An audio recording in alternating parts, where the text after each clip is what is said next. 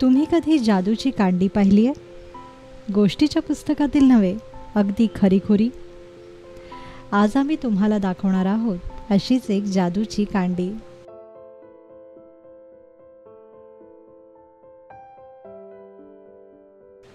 काय आठवलं का? पूर्वी लहानपणी 5-10 पैशांमध्ये गल्लोगल्ली विकली जायची ही रंगीत जादूची कांडी. लाल, पिवळी, नारंगी, हिरवी, निळी अशा वेगवेगळ्या रंगात ही जादूची कांडी आपल्यावर अक्षरशः मोहिनी टाकायची. ही जादूची कांडी हातात धरायला मिळणं खरं तर ही एक अभिमानाची गोष्टच असायची. काळाच्या ओघात ही जादूची कांडी आता आपल्या आठवणीच्या अडगळीत जाऊन दडली आहे. याच रसाळ आठवणीला पुन्हा उजाळा देत आज आपण बनवणार आहोत हीच जादूची कांडी, अर्थात तुमची आमची आवडती पेप्सी.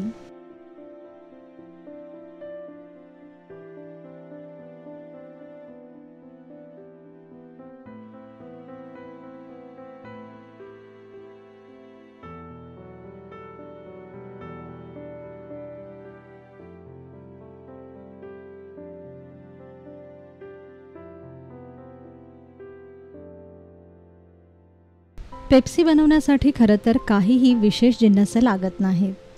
यासाठी तुमच्या आवडीची सरबतं आणि तुमचे आवडते फूड कलर्स तुम्ही वापरू शकता.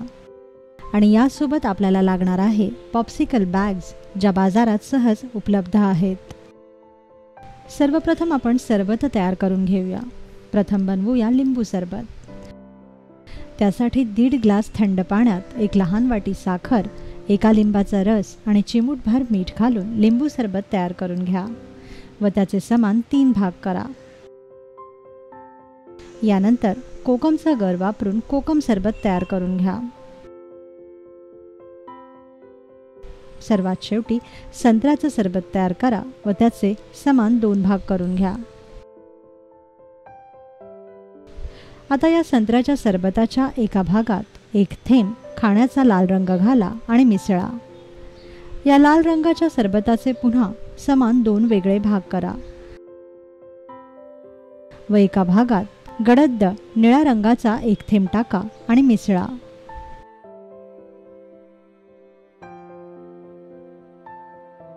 यानंतर आपण तयार केलेल्या लिंबाच्या रसाच्या 3 भागांमधील एका भागात खाण्याच्या हिरव्या रंगाचा 1 थेंब टाका व मिसळून घ्या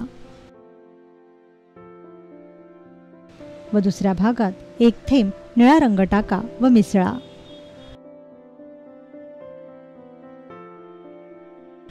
आता पॉप्सिकल बॅग्समध्ये नरसाळ्याच्या सहाय्याने ही सर्व रंगीत सरबते एक एक करून भरून घ्या.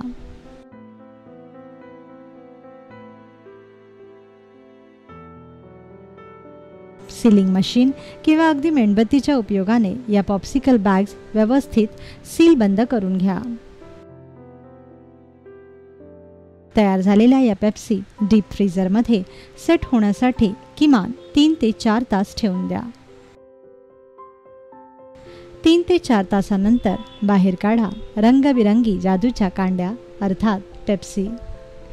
तुम्ही या पेप्सी घरी नक्की करून पहा व तुमचा हा रंगीत अनुभव कसा होता हे आमच्यासोबत शेअर करा.